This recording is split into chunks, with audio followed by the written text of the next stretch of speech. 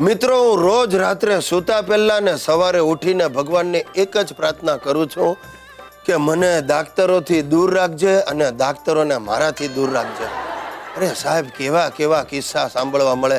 તમે થોડા દિવસ પહેલા છાપામાં વાંચ્યું હશે કે એક ડેડ બોડી પર ઓપરેશન કરીને ડોક્ટરોએ 50-60 હજાર રૂપિયા પડાવી લીધા. બોલો, હમણાં આવો જ એક કરુણ કિસ્સો મારા મિત્ર સાથે બની ગયો. નામ વિનોદ. બચાડો જીવનમાં ક્યારેય હસ્યો નથી. એને કાંઈક નવો પ્રોબ્લેમ શરૂ થયો, એનો પગ લીલો પડવા માંડ્યો. તે બિચારો વિનિયો ગયો ડૉક્ટર પાસે ને કે સાહેબ મારો પગ લીલો પડતો જાય છે. એટલે ડૉક્ટરે કંઈક 2-4 જાતના ટેસ્ટ લખી આપ્યા, બ્લડ ટેસ્ટ કરાવ્યા, કાંઈ કારણ મળે નહીં. પછી એક્સરે કઢાવ્યો તો એ પણ ક્લીન આવ્યું. હવે ડૉક્ટરો મૂંઝાણા કે આ કરવું શું, આ લીલો કેમ પડે પગ. પછી છેવટે ડૉક્ટરે કહ્યું કે ભાઈ જુઓ વિનોદભાઈ, આ કાંઈક નવી જાતનો રોગ છે, તમારો પગ કાપવો પડશે. નહીં તો જો આખું શરીર લીલું પડી જશે ને તો તમારું મૃત્યુ પણ થાય. બિચારો વિનિયો મૂંઝાઈ ગયો કે ડૉક્ટર તમને ઠીક લાગે એમ કરો. એટલે ડૉક્ટરો એનો પગ કાપી ને લાકડાનો પગ બેસાડ્યો. હવે થોડા દિવસ થયા ને વિનિયાનો લાકડાનો પગ એ લીલો પડવા માંડ્યો. એ પાછો દોડ્યો ડૉક્ટર પાસે અને ડૉક્ટરો બધા મૂંઝાઈ ગયા. 5-6 સ્પેશિયાલિસ્ટ ડૉક્ટરોની પેનલ બેઠી કે આનો પગ લીલો પડે છે કેમ. હવે એટલામાં આ સમાચાર મારી પાસે આવ્યા હતા. હું વિનિયાની ખબર કાઢવા દોડ્યો. મેં જઈને જોયું, મને કે આ પગ લીલો પડતો જાય છે. મેં કહું ભાઈ ઉભો રહે, તું મને ડૉક્ટર સાથે વાત કરવા દે.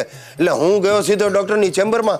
7-8 ડૉક્ટરો આમ કાંઈક માથા પકડીને બેઠા હતા કે આ સમજાતું નથી પગ લીલો પડવાનું કારણ શું. અને મારું મગજ ફર્યું. મેં કહ્યું યાર તમે કાંઈ માણસ છો? આ વિનિયાનો પગ લીલો જ પડે ને, એ હંમેશા લીલા કલરની લુંગી પહેરે છે, એનો કલર ઉતરે છે. ને ડૉક્ટર તો આ સાંભળીને મારા પગમાં પડી ગયો. મને કે ગિરીશભાઈ મારા સમજે આ વાત ક્યાંય કરતા નહીં, તમને જોઈએ તો આખી જિંદગી તમારી ફ્રી ટ્રીટમેન્ટ કરીશ.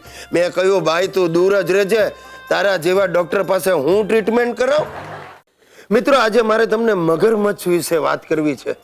મૂળજી મગરમચ્છ મારો બોસ. બધા ખાનગીમાં એને મગરમચ્છ કહીને જ બોલાવે છે. આ મૂળજી પટાવાળા તરીકે અમારી ઓફિસમાં જોડાયો.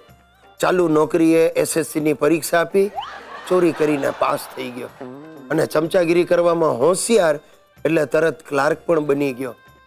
આખી ઓફિસની જાસૂસી કરીને બોસને કે બોસનો લાડકો થઈ ગયો ને બોસ એને PA બનાવી દીધો.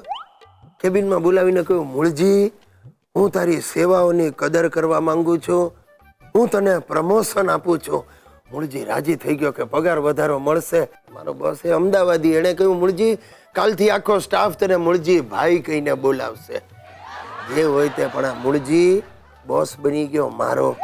મારા કમનસીબ એના હાથ નીચે હું જોડાયો. મૂળજી બોસની ચમચાગીરી કરે ને મારે મૂળજી ભાઈની ચમચાગીરી કરવાની. અરે તમે નહીં માનો, ગુલાબી કલરના પાટલુન ને વાદળી કલરના ખમીસ પહેરીને ઓફિસમાં આવીને મારે કહેવાનું વાહ વાહ વાહ મૂળજી ભાઈ પકડ લાગો છો. અને ચાલો ચા પીતી વખતે એવા તો સબડકા બોલાવે, પણ આપણે તો એની સામે સ્માઇલ જ આપવાનું. તમે નહીં માનો, એની મૂછો ચામાં પલળી જાય ને તો એ સાફ ન કરે. મને તો લાગે છે રોજ મૂછના 2-4 વાળ ચા સાથે પી જતો હશે આ મગરમચ્છ. અને પાછો મૂળજીએ વટુકમ બહાર પાડ્યો છે કે સવારે ઓફિસમાં દાખલ થાય એટલે આખા સ્ટાફે ઊભા થઈને કહેવાનું ગુડ મોર્નિંગ મૂળજી ભાઈ. બધા એવા અકળાય છે, પણ મને જરાય વાંધો નથી આવતો. આપણે ગમ ખાઈ જવાની, હાય હા કરવાની, કારણ કે હું પરણેલો છું ને. હાય હા કરવાની તો મને રોજની પ્રેક્ટિસ.